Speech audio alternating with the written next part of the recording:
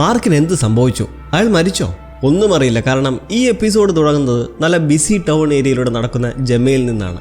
അതെ, മാർക്കിനെയും ജെമ്മയുടെയും കണ്ടുമുട്ടലും പ്രണയത്തിലൂടെ നമുക്കൊന്ന് പോയി വരാം. സുന്ദരിയായി അവൾ നടന്നു പോകുന്നത് ഒരു രക്തദാന ക്യാമ്പിലേക്കാണ്. യങ്കർ മാർക്ക് ഇപ്പോൾ ബ്ലഡ് കൊടുത്തുകൊണ്ടിരിക്കുന്ന അതേ ക്യാമ്പിൽ തൊട്ടടുത്തിരുന്ന് ബ്ലഡ് ട്രാൻസ്ഫ്യൂസ് ചെയ്ത് ഏതോ ഒരു നോവൽ വായിച്ചിരിക്കുന്ന ജെമ്മയെ കാണുന്ന പ്രൊഫസർ മാർക്കിനൊരു കൗതുകം. എന്താ വായിക്കുന്നതെന്ന്. ഫസ്റ്റ് കണ്ടപ്പോൾ തന്നെ പ്രേമം പൊട്ടിമുളയ്ക്കുന്ന പരിപാടിയൊന്നുമില്ല.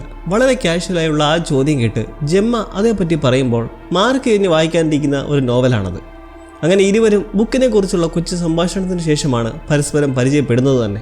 നിങ്ങളൊരു കാര്യം ശ്രദ്ധിച്ചോ? ഇവരുടെ ബ്ലഡ് എടുക്കുമ്പോൾ അവരുടെ ഡിവൈസിൽ ലൂമൻ്റെ സിമ്പലും കാണാം. മാർക്കും ജെമ്മയും തമ്മിലുള്ള ഈ ആദ്യ മീറ്റപ്പിനെ കുറിച്ച് ഓർക്കുന്ന ലൂമനിലുള്ള ഇപ്പോഴത്തെ ജെമ്മയിലേക്ക് പോവുകയാണ് നമ്മൾ. അവർ ഇപ്പോഴും ലൂമനിലുണ്ടെന്നപ്പോൾ കൺഫേം ആയിട്ടുണ്ട്. ഇവിടെയും മറ്റൊരു മെഡിക്കൽ എക്സാമിനർ അവരുടെ ബ്ലഡ് സാമ്പിൾസ് എടുത്തുകൊണ്ടിരിക്കുകയാണ്. ഇരുവരുമൊത്തുള്ള മധുര നിമിഷങ്ങളെക്കുറിച്ച് ഓർക്കുമ്പോൾ മാർക്ക് ഒരു ബോധവുമില്ലാതെ ഡിവോണിൻ്റെ റഗാബയ്ക്ക് മുമ്പിലായി കിടക്കുന്നു. നിങ്ങൾ ഡോക്ടറാണോ?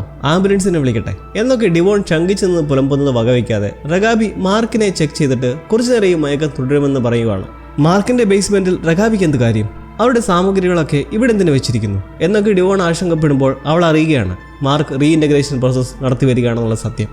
അതൊരിക്കലും നടക്കില്ലെന്നും ഇനി മേലാൽ മാർക്കിനെ പരീക്ഷിച്ചാൽ വിവരമറിയുമെന്നുമൊക്കെ റഗാബിയോട് അവർ ചൂടായിക്കൊണ്ടിരിക്കെ ജെമ്മ മരിച്ചോ ഇല്ലോ എന്നൊരു ഉറപ്പുമില്ലാതെ ഈ അപകടത്തിന് ഇനി മാർക്കിനെ തുടരാൻ അനുവദിക്കില്ലെന്ന് ശാഠ്യം പിടിക്കുമ്പോൾ റഗാബി ഉറപ്പിച്ച് പറഞ്ഞു കൊടുക്കുകയാണ് ജെമ്മ തീർച്ചയായും ജീവിച്ചു തന്നെ ഇരിപ്പുണ്ടെന്ന്.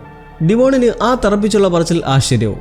ജെമ്മയിൽ നല്ല രീതിയിൽ എന്തോ ചെക്കപ്പും പരീക്ഷണങ്ങളുമൊക്കെ നടത്തി വരുവാണ് ലൂമനുള്ളിൽ. അതെന്തിനാണെന്ന് വ്യക്തമല്ല.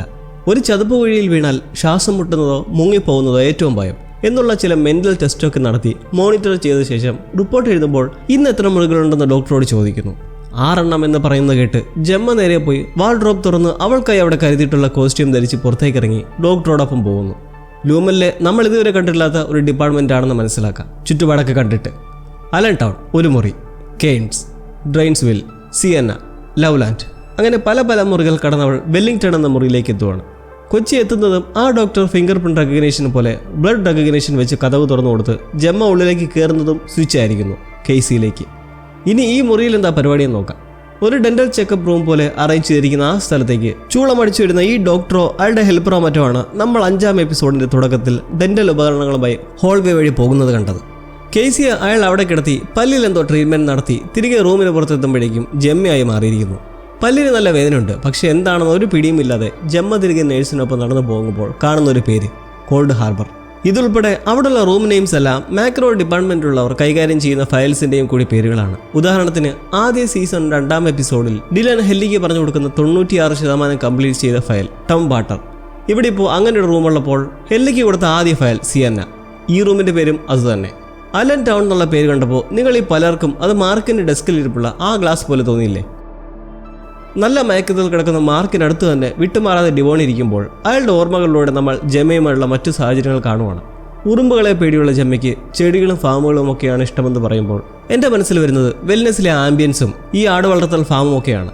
അങ്ങനെ ജീവിതം നല്ല നിമിഷങ്ങൾ മാത്രമുള്ള സ്വർഗീയ മുഹൂർത്തങ്ങളാൽ നിറഞ്ഞ് ഡിവോണും റിക്കനുമൊത്ത് ഹാപ്പി ടൈം എൻജോയ് ചെയ്യുമ്പോൾ ജെമ്മയുടെ സമീപനത്തിൽ നിന്നും വിശേഷമുണ്ടോ എന്നൊരു സംശയം നാത്തൂനിൽ ഉണ്ടാവുന്നു.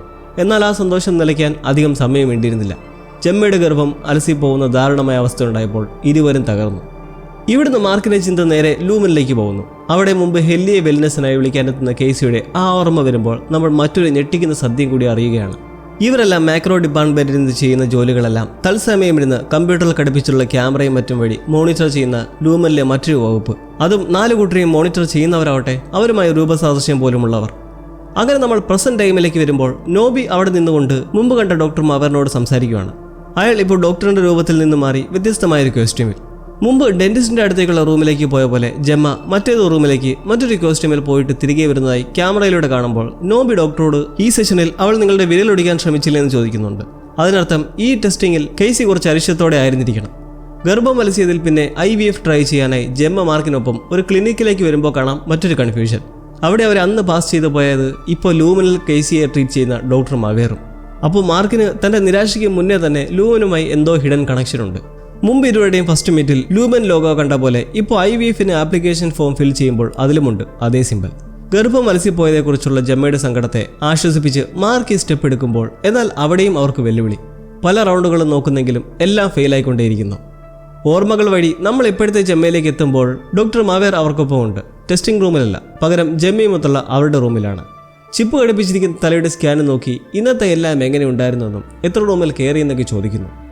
ആദ്യ റൂമിൽ കയറി ഇറങ്ങിയപ്പോൾ വായിൽ നല്ല വേദനയുണ്ട്. എന്നാൽ ഉള്ളിൽ നടന്നത് ഓർമ്മയുണ്ടോയെന്ന് ടെസ്റ്റ് ചെയ്ത് ചോദിക്കുമ്പോൾ മറുപടി ഇല്ല എന്ന് തന്നെ. 6 റൂമുകൾ കയറി, പക്ഷെ എന്താ നടന്നതെന്ന് ജെമ്മയ്ക്ക് ഒരു പിടിയുമില്ല. റൂമിൽ നിന്ന് ഹോളിലേക്ക് ഇറങ്ങിയ ആ മൊമെന്റിൽ എന്തെങ്കിലും നിരാശയോ ആഹ്ലാദമോ അങ്ങനെ എന്തെങ്കിലും തോന്നിയോ എന്നുള്ള ഡോക്ടറുടെ ചോദ്യത്തിന് ജെമ്മയുടെ മറുപടി കോൾഡ് ഹാർബറെ കുറിച്ച്. ഇതുവരെ കയറിയിട്ടില്ലാത്തൊരു മുറി ഉണ്ടായിരുന്നു, അതിൽ ഇന്നൊരു പേര് കണ്ടു. കോൾഡ് ഹാർബറെ കുറിച്ച് മെൻഷൻ ചെയ്ത ശേഷം ഈ എല്ലാ മുറികളും കയറിക്കഴിഞ്ഞാൽ പിന്നെ എന്താണെന്ന് ജെമ്മ ചോദിക്കുമ്പോൾ ഡോക്ടർ ഇതെല്ലാം കഴിയുമ്പോൾ നീ ലോകത്തെയും ലോകം നിന്നെയും കാണുമെന്നുള്ള വാക്ക് കേട്ട് ഒരു പ്രതീക്ഷ. അപ്പോൾ മാർക്കിനെ കാണാൻ പറ്റുമോ? മാർക്കിന് അതിൻ്റെ എല്ലാ പ്രയോജനവും ഉണ്ടാകുമെന്നും നിന്റെ വേദനയെല്ലാം നീക്കിയ പോലെ കീറിയകൻ അവൻ്റെ വേദനയെ നീക്കുമെന്നുള്ള ഒന്നും മനസ്സിലാകാത്ത പോലുള്ള മറുപടി ജെമ്മയ്ക്ക് കൊടുത്തിറങ്ങി പോകുന്നു. നേരം വെളുത്തിട്ടുണ്ട്. മാർക്ക് ഇനിയും എഴുന്നേറ്റിട്ടില്ല.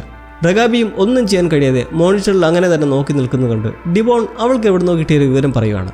ഒരു വഴിയുണ്ട്, ഇന്നി ക്യാബിൻ. അതിനുള്ളിലെത്തിച്ചാൽ സെവേർഡായിട്ടുള്ളവരുടെ ഇന്നിയുമായി സംസാരിക്കാൻ കഴിയും. ഇങ്ങനൊരു സംവിധാനത്തെപ്പറ്റി റഗാബിക്ക് അറിവുണ്ട്, ഡമോണ ബർത്തിങ് റീട്രീറ്റ്. പക്ഷെ അങ്ങനെ ചെയ്യാൻ കഴിയില്ല, കാരണം രണ്ടും തികച്ചും വ്യത്യസ്തമായ രീതിയാണ്. അതുകൊണ്ട് ജെമ്മയെ ഇറക്കാൻ ഇതേ ഒരു വഴിയുള്ളൂ എന്ന് നിൽക്കുന്നതോടെ ഡിവോൺ എങ്കിൽ പിന്നെ ഹാർബണി കൊബലിനെ വിളിക്കാമെന്നും അവർക്കത് എവിടെയാണെന്ന് അറിയായിരിക്കുമെന്നും പറഞ്ഞ് ഫോൺ എടുക്കുന്നു.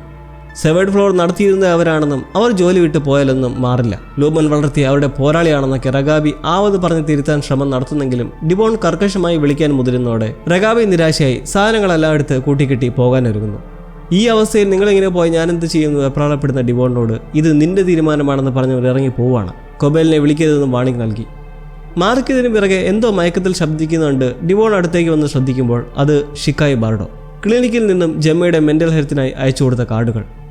ഈ കാർഡാണ് മുമ്പ് ഡിലാൻ ആർട്സ് ഡിപ്പാർട്ട്മെന്റിൽ നിന്ന് മോഷ്ടിച്ചെന്ന് പറഞ്ഞ് ഡിലാൻ അടുക്കലേക്ക് എത്തി മിൽച്ചിക് ആദ്യമായി ഓവർ ടൈം കണ്ടിജൻസി ഓപ്ഷൻ പ്രയോഗിക്കുന്നത്. ലൂമനിലെ ആ കാർഡ് അപ്പോൾ അതിനു മുന്നേ തന്നെ ജെമ്മയ്ക്കും മാർക്കിനും അടുത്ത്. ഇതെങ്ങോട്ടേക്ക് പോണെന്ന് ഒരു പിടിയും കിട്ടുന്നില്ല. എന്താണ് നിന്ന് തിരക്കുന്ന മാർക്കിനോട് ഇത് താറാവിനെയും മുയലിനെയും ഒക്കെ കണ്ടുപിടിക്കുന്ന പോലുള്ള ഒരു രസകരമായ പരിപാടിയാണെന്നും ക്ലിനിക്കിൽ നിന്നും അയച്ചു തന്നാണെന്നും പറയുമ്പോൾ അവിടെയും എന്തോ ഒരു വശപ്പിശകുണ്ട്. ഒരേ ചിത്രം തന്നെ 2 ആംഗിളിൽ നോക്കിയാൽ താറാവായും മുയലായും തോന്നുന്ന ചിത്രങ്ങൾ നമ്മൾ കണ്ടിട്ടുണ്ട്. ജെമ്മ ഇത് മെൻഷൻ ചെയ്യുമ്പോൾ പെട്ടെന്ന് മിൽച്ചിക്കിൻ്റെ ഓഫീസിലെ ഈ ഒരു കാഴ്ചയാണ് ഓർമ്മ വന്നത്. കാരണം ഇതേപോലൊരു ശില്പം അയാളുടെ ഓഫീസിലുമുണ്ട്. ആവശ്യമില്ലാതെ ഇങ്ങനെ ഓരോന്ന് ക്ലിനിക്കിൽ നിന്നും അയച്ചു തരുന്നതിന് മാർക്കിന് വിയോജിപ്പുണ്ട്. ഇതെല്ലാം മതിയാക്കുന്നു, നമുക്ക് നിർത്താമെന്ന് മാർക്ക് നീരസം പ്രകടിപ്പിക്കുന്നതോടെ ജെമ്മയുടെ ഒരു കുഞ്ഞ് എന്ന ആഗ്രഹവും പാടുന്നു. ലൂമനിലെ ആ ടെസ്റ്റിംഗ് ഫ്ലോറിലെ വിവിധ റൂമുകളിൽ പല പല ബാക്ക്ഗ്രൗണ്ട് സജ്ജമാക്കി ജെമ്മയെ കടത്തിവിട്ട് നടത്തുന്ന ടെസ്റ്റുകൾ എന്തിനു വേണ്ടിയാണെന്ന് മനസ്സിലാവുന്നില്ല. മുമ്പ് ഡോക്ടർ ജെമ്മയോട് തിരികെ ഹോൾവേയിലെത്തുമ്പോൾ എന്തെങ്കിലും സന്തോഷമോ നിരാശയോ തോന്നുന്നോ എന്ന് ചോദിക്കുന്നത് കേൾക്കുമ്പോൾ ഇതവളുടെ വികാരവുമായി ബന്ധപ്പെട്ട എന്തോ ടെസ്റ്റാണെന്ന് അനുമാനിക്കാം. മറ്റു റൂമിലേക്ക് ജെമ്മ ഒരു റെട്രോ സ്റ്റൈൽ കേസിയായി കയറുമ്പോൾ അതിലാകട്ടെ എയറോപ്ലെയിൻ തകർന്നു വീണുകൊണ്ടിരിക്കുന്ന സമയത്ത് ഉള്ള ഒരു സിറ്റുവേഷൻ. വെയിറ്റർ വേഷത്തിൽ ഡോക്ടർ. 96% വരെ എത്തി കോൾഡ് ഹാർബർ ഫയൽ മാർക്കിൻ്റെ ആ ഒരൊറ്റ നോസ് ബ്ലീഡിംഗ് കൊണ്ട് നിന്നുപോയിരിക്കുകയാണ്. അതുകൂടി കംപ്ലീറ്റ് ആയി കഴിഞ്ഞാൽ പിന്നെ ജെമ്മയോട് ഗുഡ് ബൈ പറയാമെന്ന് നോബി നിന്നും അവരോട് പറയുമ്പോൾ അയാൾ വെപ്പ് മെഷീൻ താടിയുമൊക്കെയായി ഇട്ടിരിക്കുന്നത് ഒരു സ്വെറ്ററാണ്. അതായത് മറ്റൊരു റൂമിലെ ടെസ്റ്റിങ്ങിന് റെഡിയായി നിൽക്കുന്നു. ജെമ്മയും അതിന് മാച്ചിങ് ആ ഒരു ഗൗണും ധരിച്ച് അലൻ ടോൺ എന്ന റൂമിലേക്ക് കയറുവാണ്. ഒരു ക്രിസ്മസ് പശ്ചാത്തലത്തിലുള്ള ലിവിംഗ് റൂം.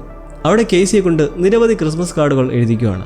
എഴുതി കൈ കഴിക്കുന്ന കേസി ഇനി എത്ര വട്ടം ഇങ്ങനെ എഴുതേണ്ടി വരുമെന്ന് ചോദിക്കുമ്പോൾ ഡോക്ടറുടെ ആശ്വാസ വാക്കുകൾ, ഇതിത്രയും മതി, കഴിഞ്ഞു. പക്ഷേ ക്രിസ്മസ് എല്ലാ വർഷവും വരാറുള്ളൊരു പതിവുണ്ട്. ഇത് കേൾക്കുന്ന കേസി എല്ലാ ദിവസവും ക്രിസ്മസ് ആണെന്ന് പറയുമ്പോൾ അതൊരു സത്യമാണ്. കാരണം ഇനി വർഷം എപ്പോൾ ഉണരുമ്പോഴും ഇത് തന്നെ ആയിരിക്കുമല്ലോ ഡെയിലി റൂട്ടീൻ.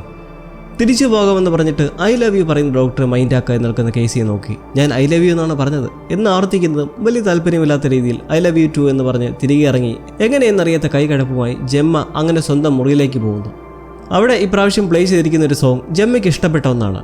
മുമ്പ് മാർക്കിനൊപ്പം ഉള്ള ഒരു ക്രിസ്മസ് വേളയിലുണ്ടായിരുന്ന ഒന്ന്. അധികം വൈകാതെ തന്നെ ഡോക്ടർ എത്തി ഇപ്പോൾ എങ്ങനെയുണ്ടെന്നൊക്കെ കാര്യങ്ങൾ തിരക്കുമ്പോൾ കൈവേദനയെക്കുറിച്ച് പറഞ്ഞതിന് പിറകെ എനിക്ക് വീട്ടിൽ പോകണമെന്ന് പറയുന്നു. ഡോക്ടർ ഇത് കേട്ട് മാർക്ക് മറ്റൊരു കല്യാണം കഴിച്ചു എന്ന് പറയുന്നതിനേക്കാൾ ജെമ്മയ്ക്ക് വേദന ജനിപ്പിക്കുന്ന ഒന്ന്, അവനിപ്പോൾ ഒരു മകളുമുണ്ടെന്ന്. ജെമ്മ തീർച്ചയായും ഇത് വിശ്വസിക്കാൻ നിൽക്കുമ്പോൾ മവേ റൂമുകളെക്കുറിച്ച് പറഞ്ഞിട്ട് അവിടെ ഷെൽഫിലുള്ള ഒരു ബുക്ക്, മാർക്ക് ജെമ്മ ഫസ്റ്റ് മീറ്റിൽ അവൾ വായിച്ചിരുന്ന ആ ബുക്ക് എടുത്ത് ഓരോന്ന് പറയുന്നതും ജെമ്മ ഒരു കസേര എടുത്ത് തലയ്ക്കടിച്ച് വീഴ്ത്തി അയാളുടെ പക്കലുള്ള ആക്സസ് കാർഡും എടുത്ത് അവിടുന്ന് പുറത്ത് കടക്കുന്നു. അവളുടെ മുറിക്ക് അധികം അകലെയല്ലാത്ത ആ ഹോൾവേയിലെത്തി ലിഫ്റ്റിന് അടുക്കലേക്ക് പതിയെ നീങ്ങുന്നതിലും അവിടെ ഒരു നേഴ്സ് എത്തി സംശയത്തോടെ ചുറ്റുപാടും നോക്കുന്നത് കണ്ട് ഒളിച്ചു നിൽക്കുന്നു. ചുറ്റും പല പല വഴികളും മുറികളും എല്ലാം ഉണ്ട്. അങ്ങനെ പതിയെ പോയെന്ന ധാരണയിൽ നടക്കുന്നതും നേഴ്സ് കണ്ട് ജെമ്മയെ വിളിച്ച് പിറകെ ഓടുന്നെങ്കിലും അവൾ പെട്ടെന്ന് തന്നെ ലിഫ്റ്റിൽ കയറുന്നതിന് പിറകെ അത് മുകളിലേക്ക് എത്തുന്നതും മറ്റൊരു ടെസ്റ്റ്. ജെമ്മ വീണ്ടും കേസിയായി കഴിഞ്ഞിരിക്കുന്നു. അപ്പോൾ അത് സെവേർഡ് ഫ്ലോറാണ്. അവിടെ നിന്ന് നേരെ നമ്മൾ മാർക്കിൻ്റെ ആ ദി മൊമെൻറ്റിലേക്ക് പോവുകയാണ്.